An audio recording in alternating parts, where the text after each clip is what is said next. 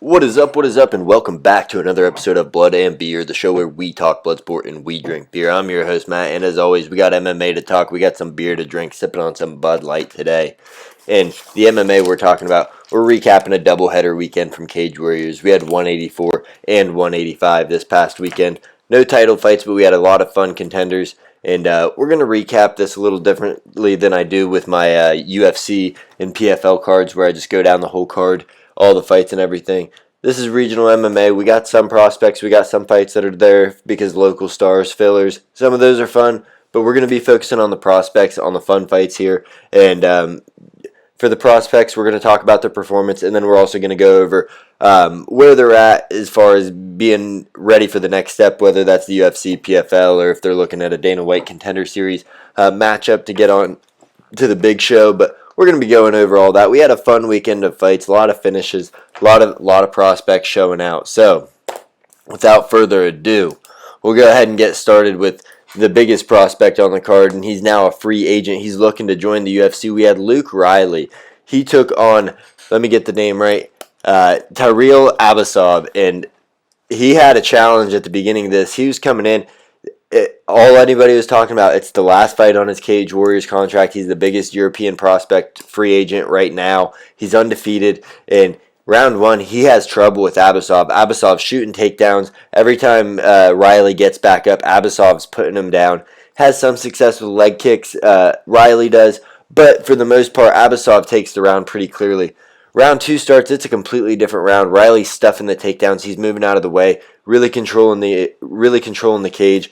His leg kicks are working, his boxing combos are smooth, and he finishes Abasov off about 3 minutes into the second round with just a barrage of strikes, body shots, head shots, from punches, from knees. He did it all. Looks phenomenal. He's looking to join the UFC.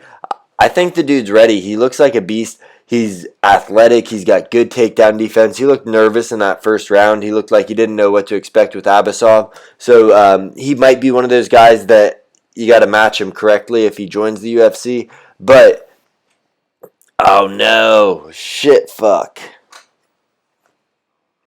Oh, where was I? Sorry, my computer died. So, yeah, Luke Riley, though, he's a guy, he's a prospect. He needs to be match made appropriately, though, if he gets to the UFC. I think he would do better in the UFC than he would somewhere like the PFL. He'd absolutely run through a GFL roster. But in the PFL, with their new tournament format, I mean, one, it's already been announced. I don't think he's a super fight kind of guy. But two, they've got some really stacked divisions. It's actually a tough tournament again. It's not just going to be wrestlers. It's a single elimination. I like to see it. So, Luke Riley, though, I think this guy's ready for the UFC. He's going to put on fun fights. He's still young. You match make him appropriately. You bring him along slowly. All of a sudden, you have this 16-0 guy in the UFC fighting for a title, or 17-0.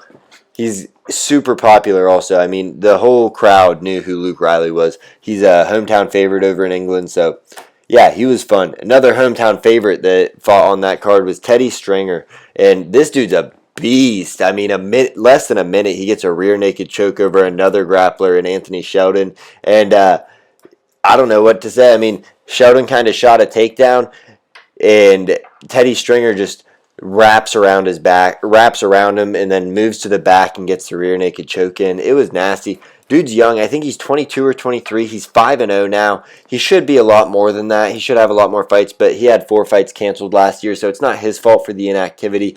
I think this is a guy that's probably 3 or 4 fights away from getting a Dana White Contender Series contract attempt, or, maybe starting off in the UFC. Ultimate Fighter, I could see this guy doing something like that if they do an international style one again. But Teddy Stringer, he's young, no need to rush him. He could run through Cage Warriors, become a huge star over there, because they really get, you Cage Warriors fans really get behind your dudes. You got Tom Aspinall, you got your Paddy Pimblett, you got your Conor McGregor. You prop these dudes up to the absolute highest level. So kudos to you, and that's where Teddy Stringer needs to stick around with until he's ready, until he knows where his weight's exactly going to be. Once his body matures, once he's more mature, has more experience, he'll be ready for that big show. And then finally on 185, these are all the fights from Saturday. which was the better card in my opinion. It had a lot more fights, but the main card was a lot better. It had more of the prospects. It had your Teddy Stringer, your Luke Riley, and Adam Cullen, who goes out there and gets rocked by Junior, let me get this name right, Junior Nanato in the first round, gets rocked, and Nanato takes him down and almost submits him.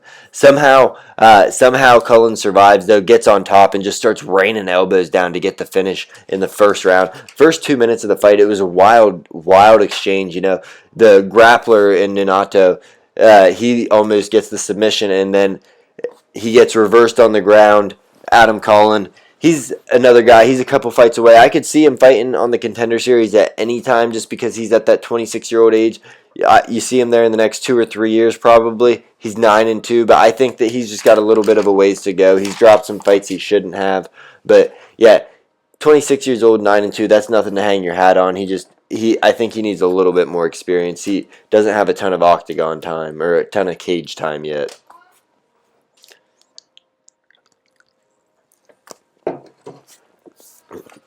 All right, and then on to Cage Warriors 184 from Friday. Not a ton to say here, but in the main event, we had a man step in on 3 days' notice. American Anthony Orozco. He took part in his first Cage Warriors main event. He took on Andre Augusto, and he outstrikes, outgrapples the guy for 15 minutes. He was gassed by the end of the third round, but when you take it on 3 days' notice, that's what's going to happen. This dude, 6-0. He's not ready for the UFC yet, but he's got the right style. He looks good out there. The way that the movement in the cage, he has really good balance. He's really athletic. I think a couple more fights, this guy gets more comfortable in the cage, more comfortable fighting. We're gonna see this guy in the UFC. Maybe not a star, but he's definitely got the potential to be there. And I mean, he dominated a 26 fight vet, so he's good. He's got the right stuff. You're going to be nervous, especially taking it on 3 days' notice. And that's the only fight of real significance I saw on that card. But one crazy thing that happened, Craig McCracken, he took on Lucas Finocio, gets a unanimous decision win. Finocio had a point taken for grabbing the cage, but that's not what was crazy. In round one, McGrattan has Finocio up against the cage, and instead of throwing knees to the thigh or throwing punches to the body, McGrattan's jumping up and kneeing straight down on the knee joint of Finocio, trying to dislocate the man's knee. It was the nastiest cage work I've ever seen, and it caused Finocio to have to keep grabbing the cage because it was going to take him out. That knee was buckling every time he did it. It was nasty. That's a strike I wonder if we'll see more of. If anybody saw that, any of these pros that are like, I'm gonna try that in the UFC. So that was awesome. And then in the featured fight, not the co-main, but the feature fight, the third from the end, we had Michael Tchemo. He was taking on Kostanauskas, I think the guy's name was. Anyways, Tchemo comes out and he's swinging big, going wild early, and the announcers are talking about how big his power is. He's got real one-punch knockout power. He's a devastating striker. And what happens next? Kostanauskas puts this guy out cold, finishes him. So that was nasty. That was funny as hell also that it just happened. Perfect timing it with the announcers giving him his props, and then he gets slept like that. So that's all I have for Cage Warriors 184 and 185. But we got Cage Warriors 186 this next Friday in London, England. So we're going to give you a preview later this week on that.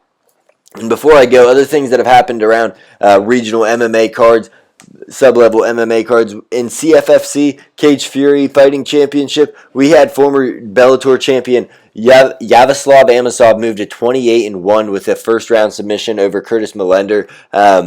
Dude only lost to Jason Jackson. That was his last loss.